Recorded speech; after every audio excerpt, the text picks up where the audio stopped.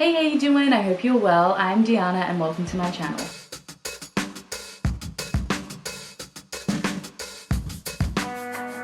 Today I'm going to go through all the books that I read in December. Apologies if you can hear a fan going on in the background. It is like 32 degrees today, so I need it to try and keep the room cool and also to try and combat the lighting I've got going on in here. So hopefully that is not too noisy. And yeah, I cannot believe we're already wrapping up December. It is a little bit late just because I wanted to get through some of my end of year 2024 in review content, and also we'll preface this with I did read a lot of books, foreshadowing the stats portion of the video, but I did have two very full days of events where I was working like 12-hour plus days and even working 10-hour days in the lead ups, so I might not have the clearest thoughts on the books, so we'll see what happens. In December I read a total of 15 books, which was 5,865 pages. For a ratings breakdown, my average rating was 4.2, so still pretty good.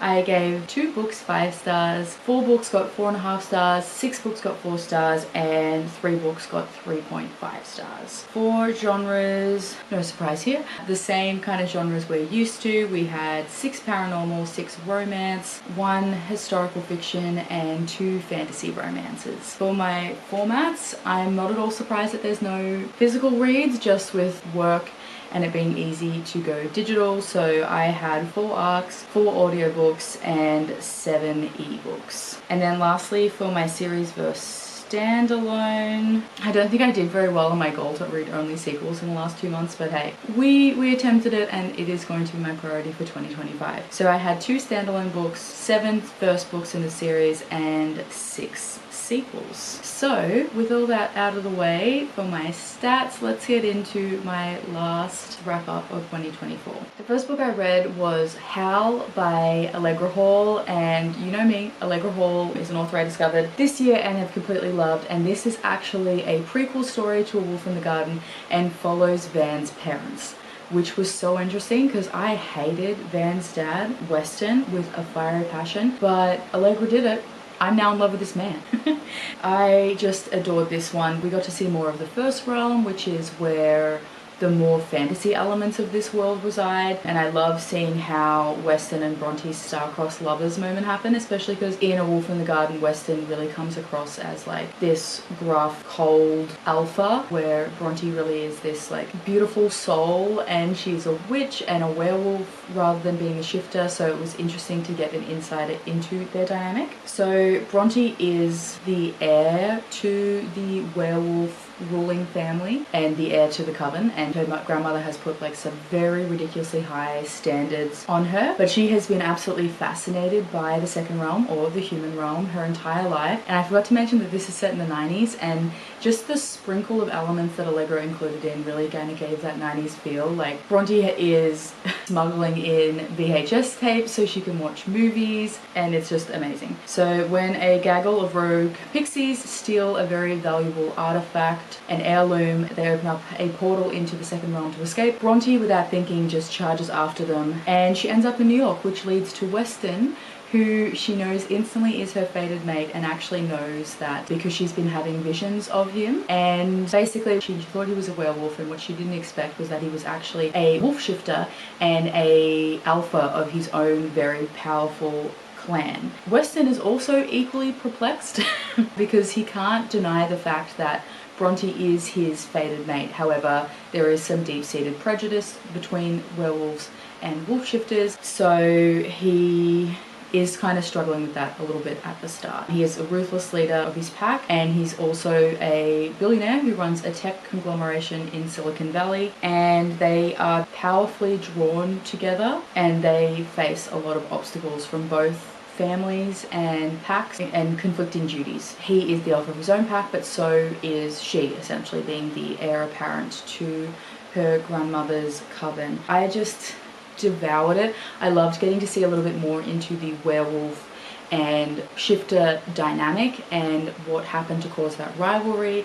There is a beautiful time travel element to this as well, which gives me The Time Traveler's Wife, which is one of my favorite books, and every time Bronte and Weston in the in the current day but heads. She is drawn into a future where she meets a future version of Weston who is kind of like, yeah, I'm sorry I was a major dick, I completely devoured this, and it just makes me more excited to get more books into this world. Next up, I read A Pack for Autumn by Ileana Lee, which is the second book in her and Emily Emerson's shared Omegaverse, the Cozyverse series, and I love this one.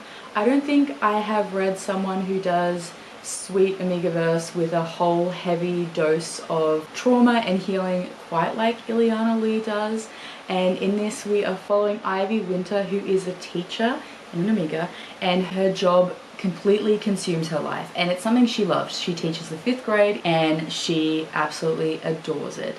Outside of work, she does have her wonderful group of friends and a supportive family, and a slight obsession with a cozy baking show. However, once the semester starts, she is easily consumed with grading, planning, doing extracurricular stuff for other people as well, which is a bugbear. So at this stage, Ivy is in her 30s and is pretty content with the fact that it's not happened yet that she will spend her life unbound and has no prospects to find a pack, until a power outage caused by a snowstorm leads Ivy to run through the town in the middle of the night to get to her classroom where she'd recently installed some fish, because she thinks, holy crap, what if the kids come back when the fish are dead? Like, that's not a lesson I want to teach them on, like, morality.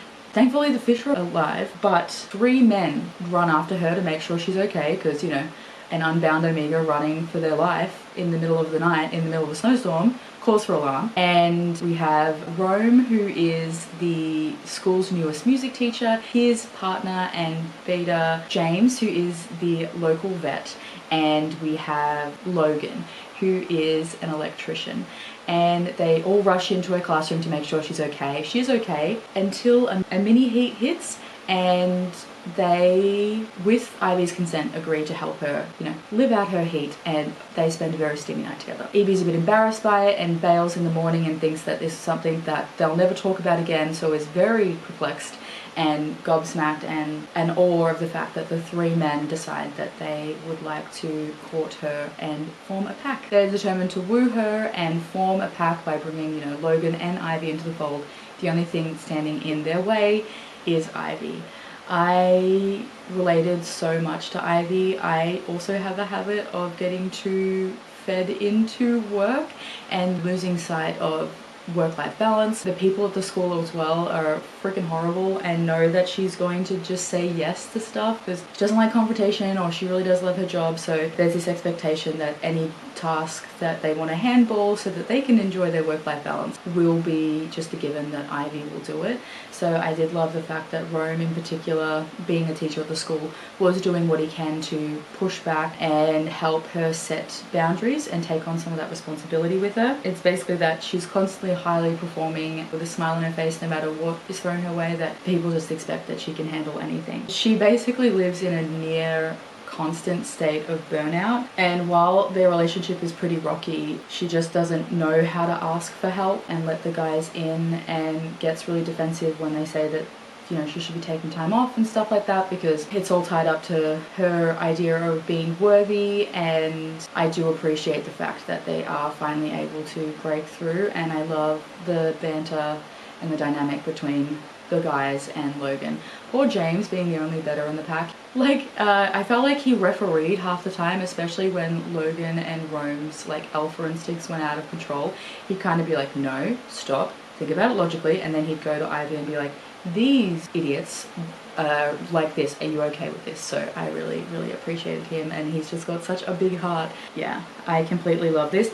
I think I'm going to reread these definitely, especially in the lead up to summer and spring, which is actually expected till 2026, so maybe I will reread them in 2025 to tide me over. And then I read Pucking Wild by Emily Rath. I thoroughly enjoyed Pucking Around, which I read earlier this year, and was just in the mood for Emily Rath's brand of romance and the found family in here. And I was excited because we had been teased Tess and Ryan's romance, and this is another career woman who is very easily consumed by her job, a high performer, and has next to no social life. However, in Tess's case, she has come from a poor background and kind of clawed her way up to this very high power successful job, and is currently married to one of the partners in the law firm she's at. And because his mum kind of adopted her, they are still together in name only as a way to save face for the family, even though they haven't actually been together for years, because the guy is essentially the biggest narcissist going around and will sleep with anything with a pulse and a vagina. So Tess, I think, after seeing Rachel find her people and find love and light in her relationship, is really like, screw this, I need an out. She's also pushed because at the wedding there are photos of her dancing with Ryan, who is the young hockey player who's completely besotted with her, and her ex loses his shit and claims that they should try again, and how dare his wife dance with someone. And she's like, what? We barely communicate. We're only like together in name, and we'll show up with some functions together. It's all to, you know, make sure that the family name isn't dragged through the mud. And when he starts getting slightly violent towards her, she flees. He also abuses his power at the firm and gets her suspended for a like morality cause, while the team investigates whether, you know, their brand has been ruined because she is technically a married woman and is seen dancing with another man. And Ryan ends up getting really badly injured, and in a complete mix-up, both Rachel and the boys have invited Tess and Ryan to stay at Ilmari's bungalow, and it is their dynamic. I completely love these two together. I wish I was super uber confident as Tess, obviously barring the bad marriage, but this is like a reverse age gap. So Tess is in her 30s and Ryan's like in his early to mid 20s. So she's kind of seeing their relationship as a bit of a fling, but he is fully in and fully committed, and I love them together. I love that she's the one who finally stands up to her ex, with Ryan there to support her and let her realize that just because he isn't beating the crap out of you, it is still an abusive and toxic relationship and she needs to get out. When she's confronted by that, she ends up leaving her job and she finally finds her freedom and happily ever after. And yeah, I love them so much. The spice is excellent in here. I just absolutely love the family and the world, and I'm very excited to dive into Fucking Sweet, which is Poppy's story. And then I picked up The Song of Fallen Angels by Ivy Brennan, and this is a Why Choose Rockstar romance that's been on my radar for a while. I think I even pre-ordered it, but it definitely came out this year, and it did hit that spot that I needed for having a Rockstar romance. We are following Jade Matthews, who found out that her boyfriend was cheating with the new next door neighbor, and she is now living on her best friend's couch, trying to do whatever the hell she can to just move past it. She's in a bit of a rough spot. She freelances, doesn't really have a stable income or anything, and actually one of the saddest things about this is that she has a dog with this man, but obviously she is like the main puppy parent, and he's holding the dog like hostage as a way for him to like force and push Jade into chatting about their relationship and going to see him. So she ends up having tickets for Legion, which is this masked rock band thing, Sleep Token, Ghost, Slipknot kind of vibe. And she wasn't supposed to go to the concert, but she thinks, hey, fuck you, I'm gonna do it, and ends up there. She befriends the merch girl and ends up getting to see them after the show, and they're all very intrigued. The band themselves seem to be self-imploding, and I think this is like the last hurrah tour. It's not been announced yet before they all kind of go their separate ways, and they're all fascinated by Jade. So it comes to the end of the show and they offer her a job to come on tour and be their plaything, and she will get a chance to escape from her ex, restart. She's a graphic designer by trade. They'll even pay for a couple of designs for new set staging, and it's a bit dark and twisted. I was actually expecting it to be way darker and way steamier than it is, especially with the whole concept that she's there as a kind of live-in willing partner for them to use. But we do get the boys slowly opening up to her and then healing the rift within the relationship. Their anonymity is very important, so the band are always seen in full mask and show regalia outside of that, even to the supporting acts and bands. So that was interesting, and there is obviously this threat and feeling like their identity is going to get out. This was a lot of fun. I enjoyed it. It really was a love letter for those people who do love metalcore, hardcore, emo bands, so I thoroughly enjoyed it. The music is definitely at the forefront. They're touring. We're seeing them, you know, sound checking, interviews, traveling, stuck in a tour bus for hours on end, you know, all that jazz, and I completely loved it. I'm not sure if Ivy Brennan has released anything else, but definitely enjoyed her writing style and will be interested to read more from her, and kind of hoping that, I think at this stage this is a standalone. I would really love to get another book with these characters. Then I picked up The Very Naughty Christmas by Callie Rose. I was in the mood for some Christmas romance this year. I think I read more Christmas romances this year than I ever have, especially after reading Filthy Rich Santas in November. I was really in the mood for Christmas romance. This is another Why Choose Christmas romance. Hayley has finally returned home. She did a full runaway bride moment after she found her almost husband screwing her best friend and maid of honor at the church, Lassie, and she ended up fleeing to LA, I'm pretty sure, and she hasn't been back in years. She's very close to her family and she figures fine, enough time should have passed for the whole debacle with my wedding, so I'll go home, I'll see my family, and she's feeling a little bit stuck. She left LA because she's a musician, she's a singer, she wanted to break into the industry, but her ex really belittled and messed with her head when it came to her own ability, so she's currently just working as like a receptionist slash like PA in like a recording studio, so like is adjacent to the music industry as she possibly can. So yeah, she ends up home. She's trying not to look as pathetic as she herself feels, and while there runs into her ex who starts mouthing off, and then one of her brother's best friends, one of the Cooper triplets, ends up coming to her defense and claiming that,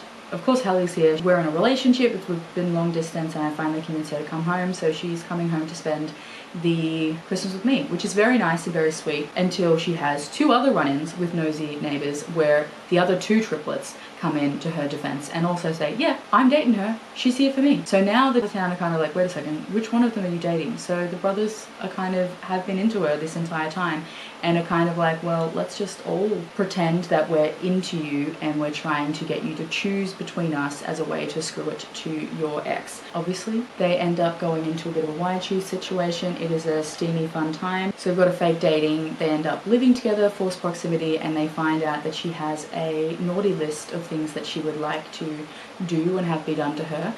And the brothers decide that while fake dating, are also going to tick off a couple items on the list. And I did enjoy this one. I had a hard time distinguishing between the brothers. Obviously they're triplets and they all look the same and they have like slight variance in personality.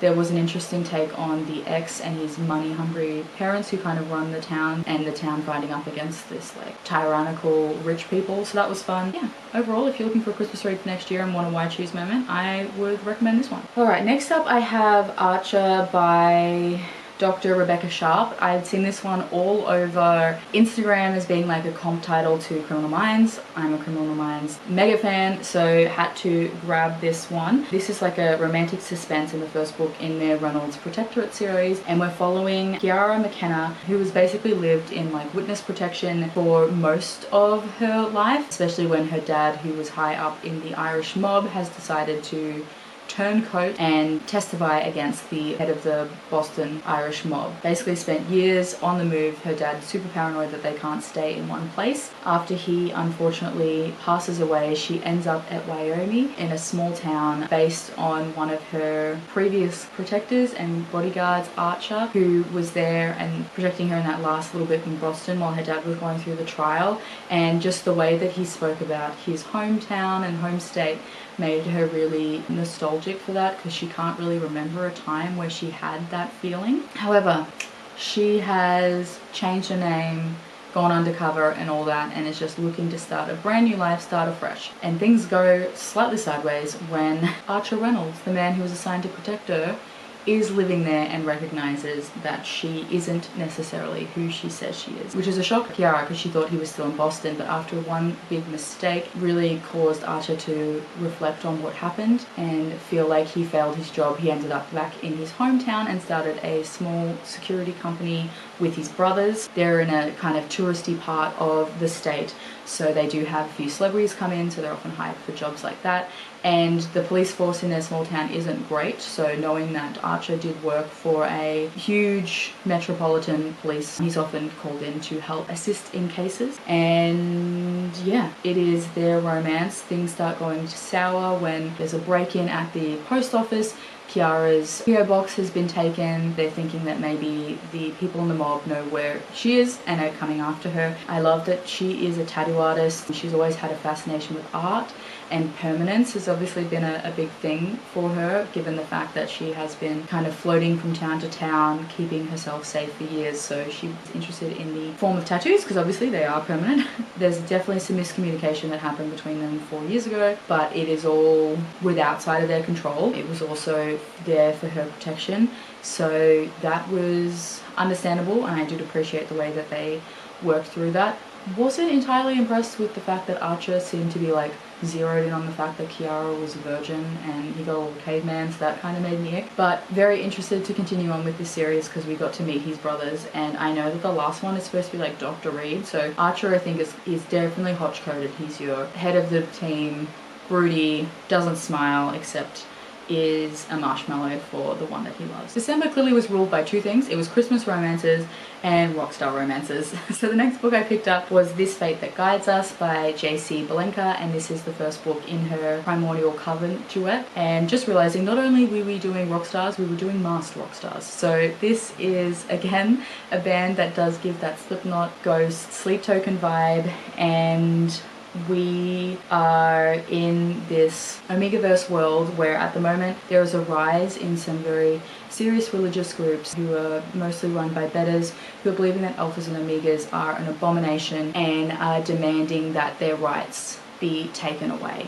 So Omen has managed to escape one of those really dangerous groups who has risen into power due to the face of their church being quite charming and quite charismatic. Think Jim Jones, if you're aware of Jonestown, that's the kind of vibe it gives. And he's also befriending conservative politicians who are about to run for an election, so they are getting a lot of buzz. Omen has just finished university where she has studied photography and has managed to land her dream job because she wants to be a music photographer, and finds herself offered by a record label to go on tour to photograph and document the tour, and it happens to be of one of her favorite bands, the Primordial Covenant. So these are masked musicians whose melodic metal and poetic lyrics have taken the world by storm. They often talk about fate and connections and are very like pro-pack, pro-LGBTQIA. I will say that in terms of the world, we have this obviously very dangerous conservative section, but it is a poly and queer normative world, which was just a joy. It's been a while since I've read an Amigaverse where we've had male Amigas as well as female Amigas. That was exciting as well. So she meets the band, and not only do they end up being like her favorite band, she realizes that they have very comforting sense and might be the fate-matched mates she recognized that she had years earlier, and they have to kind of navigate this tour and these secrets and these growing feelings. I will say that this ends up on a cliffhanger, and where we're at, it's not a happily ever after, it's not even a happy for now. It is very sad and very angsty, so luckily for you the second book is out, so you can go in and watch the grovel happen. There was, and not in a bad way because I've read a lot of fan fiction, but I just love that this is the first one that kind of had that quality and tropes that I'd seen in fan fiction, like with the fated connections they could write on their skin to each other and that would send a message to the other person. And yeah, I really enjoyed the dynamic and this world. I have already read the second book. If you're into Amigaverse, this is definitely one that you should add to your TBR. And then next I picked up Poison Roses by Tate James and Jane Eve. This one has been on my TBR for the entire year. We do have another Rockstar romance. These aren't masked Rockstars in this particular case, and we do have a dark mafia bent. This was a wild ride, and I'm surprised at the level of restraint I showed not to dive into the second book in the series. We're following a girl named Billy Belrose. She grew up in love with two boys. One, Angelo, who ends up being the prince to the powerful mafia syndicate in her town, and Jace, who grows up to be the lead singer and rock star of a band called Belrose, who are the hottest band in the world right now. However, she, in her late teens, ends up losing her parents in a fire and running for her life. She's not 100% sure who was after her parents and is assumed that there was a hit that went out against her, and she has spent the last 8 years pretty much living in some poverty. She's been homeless in some portions, working cash in hand job, doing everything she can to lay low. She is kicked out of her share house for not being able to pay rent, and one of the girls in the share house offers her a job as a waitress, which Billy is very thankful for. However, once she gets there, she realizes it is one of Angelo's family's restaurants, and she really wants to bail, but you know, the thought of getting some cash and food, because they will feed you, was too hard to pass up. Everything goes smooth for the first night. Maybe it lulled her into a false sense of security, because she comes back, and that's when everything goes to shit. Angelo and his goons come in after hours and end up shooting up the place, and she loses her friend and ends up running for her life. She is running through the city and ends up at a club. She just feels like if she goes near people, maybe there is less risk that she'll be shot at, and runs into the arms of a tattooed man named Brett, who unfortunately ends up being the guitarist of Belrose, and she ends up looped back in with Jace. So in one night, her entire world has gone to shit, and she is faced with not one but two ghosts of her past. She's concerned that the Richies have a hit on her. She asks for support from the band in hopes that they can help smuggle her out of the state so she can go to another big city and just disappear. And yeah, we have a lot of angst. It's very dark. There is a budding relationship between Rhett and Billy, and also Grayson, who is the drummer. And yeah, the way this ended, I was like, what? What in the world? It's just compulsively readable. I'm fascinated by these characters and their dynamic. I'm very excited to get to the next books in the series. Thankfully, it is a 4-book series, and all the books were out because I have a feeling that each book is going to end up on a cliffhanger. And then I picked up A Pact for Christmas by Gillian West. This is another Christmas romance, but make it Amigaverse, and this was a lot of fun. We're following a girl named Everly, and basically she's an Amiga. All she's wanted is to find a pack that loves her and to start a family. She thought she found that with a pack 3 years ago. However, when she brings them home for Christmas, they very quickly realize that her sister is their mate, and things get a little awkward from there. Completely embarrassed, she heads back home and has been avoiding her family and her sister for a while. Her family have been not really kind about it. Like, obviously, logically, Everly knows that it's not her sister's fault. It was just, you know, it had to be, but there's just been no empathy or kindness to the fact that she was caught up in that, and everyone's basically told her to like suck it up and like be happy for her sister, even though her dreams have, it's a complicated feeling, especially when it comes to relationships. So I felt really heartbroken for Everly that she hadn't received that kind of support from her family. She has slowly starting to befriend her sister because she realizes her sister has had a kid and she wants to be part of her nephew's life. She gets another shock to the system when her sister announces that she is pregnant again and decides to try something different. She's been going to the Omega Protection Authority, which is government run, and she's had another pack fall through just before she's supposed to meet them because they found their fated mate. So she's feeling a little sensitive, understandably so, and feeling like there's something wrong with her. So instead of going through it again, why keep doing the same thing over and over again, she ends up on this thing called the Omega Exchange, and it's supposed to be, think like Love Island kind of vibe. It is a lodge in the mountains, and they will pair you with a pack, and the idea is that you'll see if you can, you know, get to know each other and go from there. So she doesn't really want to do it, but she's like, fine, I'll go, let's try something different, especially after her best friend needles her to go. And to her utter dismay, the pack that they'd assigned her with didn't show on time. So she's having a hard time, but never mind. The men who run the Omega Exchange and own the lodge seem to have a vested interest in her, and this was just a really short, sweet, it's very low stress, low angst in terms of the relationship dynamic. Obviously poor Everly is dealing with a lot of angst and stress, and yeah, we just get to see them woo her. And in terms of the spice, very spicy. There is a breeding kink that's pretty rampant in here. Both, obviously Everly really wants to get pregnant, and the alphas in the pack think that is the sexiest thing ever, so there is that. However, I don't think we get pregnancy in it. I can't remember. Just be aware, if that's not your jam, maybe skip this one, but still we had that wooing, courting, set at Christmas, very sweet, and did really enjoy that one. Then I read another Why Choose Christmas romance, and this was a Why Choose Rockstar Christmas romance, and it was by MC Stunik, and it was Blizzards and Bastards. I haven't read a book by MC Stunik in a while. She was one of the first Why Choose romances that I did read. After I saw this cover, I couldn't help myself. I was like, yep, I'm in the mood for Rockstars, I'm in the mood for Christmas, so this sounds so much fun. It's a standalone rom-com, and it was hilarious. It was a silly, goofy time, think a Hallmark movie with a lot of spice, and the Christmas puns throughout was just so funny. We have Cayenne, who ends up in a funny situation in a bathroom. She's in a road stop on the way home and is desperate to pee. The women's bathroom is out of order and locked, so she runs into the men's bathroom thinking, quickly, there's no one else here, I just need to pee.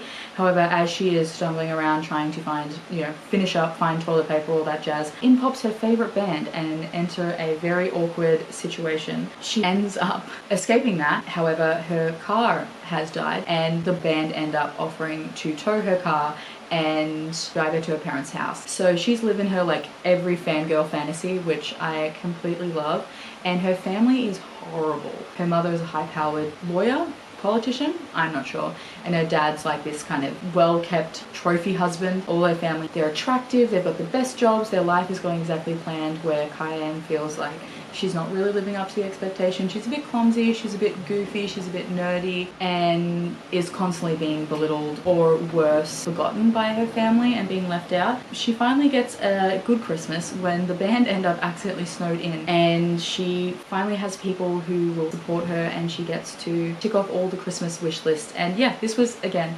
really fun.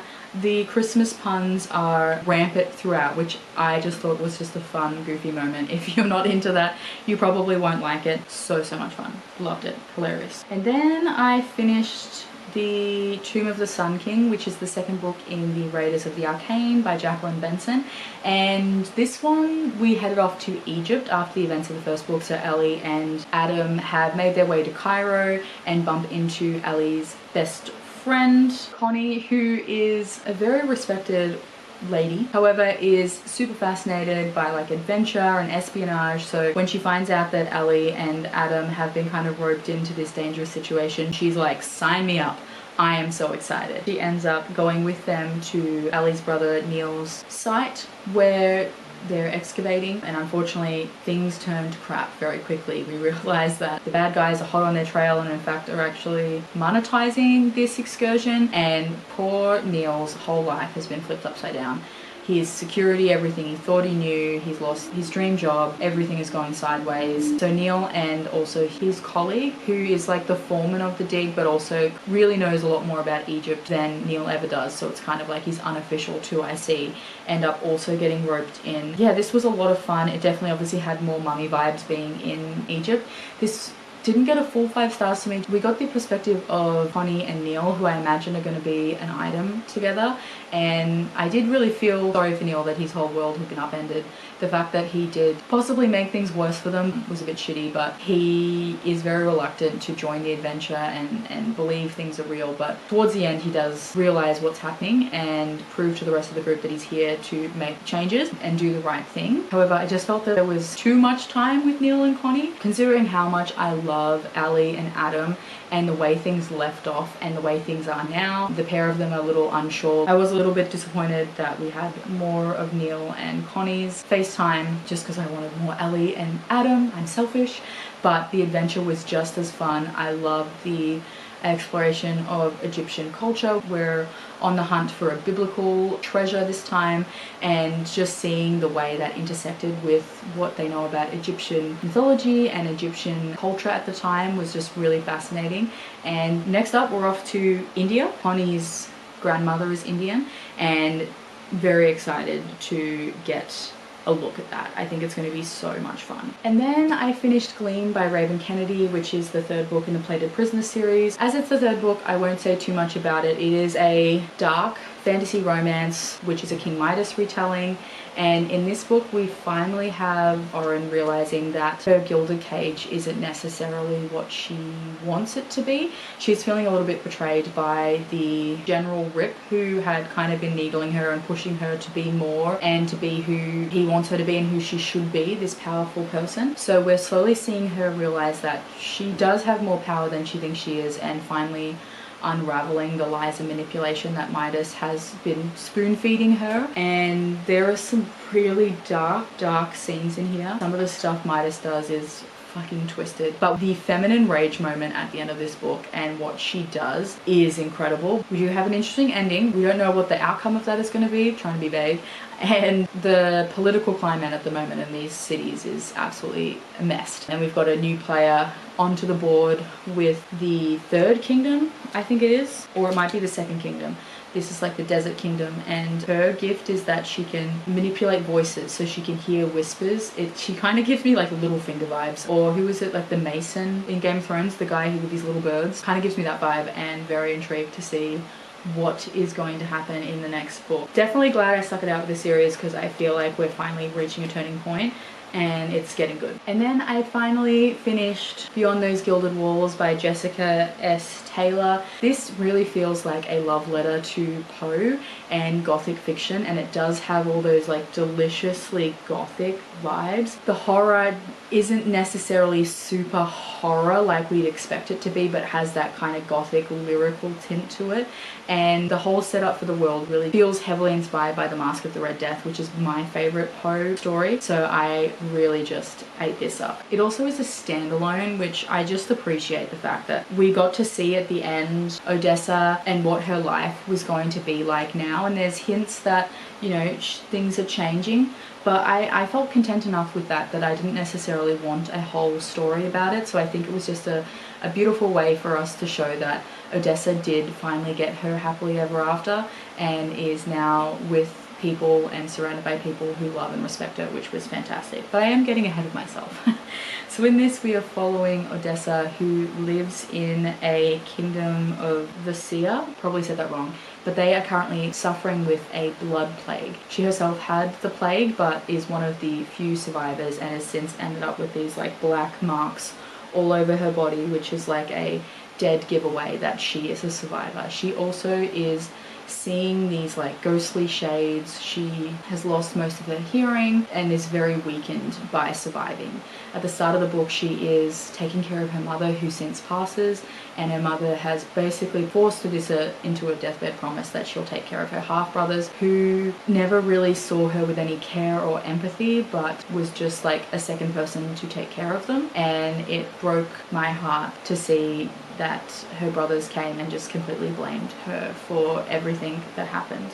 So they've lost an income. The brothers, especially the elder brother, refuses to work, and Odessa, in a fit of desperation, ends up in the castle to serve the prince. So while the people of this kingdom are dying, each night the prince and his chosen nobles are locked in a castle where they have a feast and a party every night as a way to forget the horrors outside. But as she delves kind of deeper into the secret, she uncovers there's a sinister connection between the prince and the plague. She does find herself tangled in this kind of dangerous web when she draws the attention of the prince's most trusted advisor. And with each night that passes, she realizes that while she wants to trust Talon, he is morally grey and is a monster in his own right, even if the prince is the one who holds the reins. And it was just fantastic. We had this very eerie, haunted castle vibe. We've got the blood plague. We're not really sure what's happening, and with each night Odessa is trying to do what she can to get the cure because she believes that the cure is in the castle, and if the prince has it, he's just dangling it in front of people to manipulate them, and she needs to get it out because she's got a letter from her oldest brother that her younger brother is dying. Yeah, I love the dynamic between Talon and Odessa. He can see that she's not as meek and mild as she claims to be. He calls her his little wolf, and he does, look, we find out what happens with him, but he does just as much to help and hinder her in her prospects. But if you're looking for something dark, fantasy, light on the romance, there's only like 1 or 2 spicy scenes, but definitely the focus is trying to get the cure to the plague, and it was a really fun time. I enjoyed it. And then I wrapped up the month with 2 novellas just because I didn't really have the mental capacity for something super long or super dense, especially after reading some really intricate fantasy romance books back to back. And the first one I picked up was Vacationing with the Vampire in Hollow's Cove by Leon Riley, and this is the first book in this new shared universe, Hollow's Cove, which I think it has like 8 or 9 monster romance writers. Allegra Hall is one of them, which is how I found out about it, and these are all going to be small town monster romance. And this one we are following Macy, who has come to Hollow's Cove after she's been forced to take leave. She works as a software developer at this video game company, and this is her dream job. So she is completely consumed by the job. She works ridiculous hours, but she loves it. She loves nothing more than to create this video game. However, she's been forced to take leave as on the go live of this game that she's been working on crashes. They've checked the logs and she was like the last person to log in, so assume that she was responsible for the bug. So while they investigate and while they see whether she is at fault and whether she will get to keep her job or not, she's been forced to take a month paid leave. So she is quite embarrassed, very scared of the fact that she's going to have lost her dream job, that she books the first available long-term rental that she can find and gets out of Dodge. And she ends up in Hollow's Cove, which she didn't realize at the time of booking is a monster town. So this is like a safe haven for monsters. They're out and about, and it's also a tourist destination for people, which Macy, being a STEM tech girly, doesn't realize that there is very limited tech options, and she is going to be kind of forced to relax, put down her computer, and, you know, get in touch with nature. She ends up booking a room above the bookshop, and her landlord is Barnaby, who is the biggest grumpy vampire and does everything he can to push her away. He himself has weaned himself off human blood years and years ago, and he really thinks he's conquered the urge to drink human blood until Macy arrives. He is battling his attraction, as every vampire carries a monstrous secret, and he knows that the closer he gets to Macy, the more likelihood that he's going to unleash that secret and put her at risk. Macy really is taken aback by Barnaby's like gruff and dismissal of her, and she even has a moment where she's like, no, I'm not going to get even, I'm going to kill him with kindness. So she is constantly asked lots of questions, is very fascinated. Barnaby really does give us like Black Book vibes, you know, with the added bonus that he is a vampire. Got a monstrous twist to vampires, and also I like the way that, you know, it isn't the fact that sunlight's dangerous to them, it just makes them irritable and grumpy, and it was just a really fun time, and I loved learning more about his history and vampires through Barnaby. And we do have, like, apart from their rocky start, we do have this really sweet romance. There is a kind of bittersweet tinge to it, because obviously they both know that Macy's only here until the investigation rocks up, so they try to really focus on the present and not ask the big what if questions, also worried that maybe it's too much too soon and they don't want to scare off the other person. He is a little bit of a sweetheart underneath his little rough exterior, and the fact that he ends up inviting her over for a date and cooks for her even though he doesn't eat, and then proceeds to read his favourite book to her, I was like, oh, what a perfect date. So that's the very sweet side of it. It is truly steamy, and there is a lot of hot stuff happening, so don't let that little illustrated cover fool you. There is some heavy steam in these pages. This was such a fun time. Really excited to read more of Leon Riley's works, and also cannot wait for the next book, which is by Ali Eldridge, which again I haven't read from before, and it's called Going Au Naturel. So I don't know what the monster is, but I'm very excited for that. So if you're looking for something short, equal parts sweet and spicy, look no further than this. And then last but not least, I really wanted to cling on to the Christmas vibes. Also, I still feel a little bit weird about reading Christmas romances outside of December, so I did pick up How Heathcliff Stole Christmas, which is the little novella in the Nevermore Bookshops mystery. So we are following Mina and Heathcliff, Moriarty and Quoth. This is set before the 4th book, Memoirs of a Garrotter, but it doesn't really matter in terms of timeline. One difference is that instead of a murder, we've got a robbery that they're trying to uncover, and it's got everything I love in this series. I love getting to see these characters, and we get a little bit more in their dynamic. Like, Quoth is really trying to discover who he is and embrace that he is worthy of things, and Mina is trying to stop Heathcliff and Moriarty from belittling him constantly. And yeah, really enjoyed this one. Loved the Christmas vibes. I just think this series is hilarious and very excited to continue on to more of these books. Anyway, that is the 15 books that I read in December. As you can see, very ruled by Christmas and rock stars. That was the theme of December. I feel like Sesame Street December was brought to you by rock stars and Christmas. So comment down below and let me know what your favorite read of December was, or you can leave me a Christmas tree or a music note emoji. Choose your own adventure. If you'd like to see more content from me, please like and subscribe. I'll be posting new videos every Sunday. Linked in the description box below will be links to these books, reviews if I have them, along with links to my social media channels if you'd like to talk to me or follow me on any other corner of the internet. Anyway, that's all from me today, guys. I hope you're doing all kinds of well, and I will speak to you soon. See ya!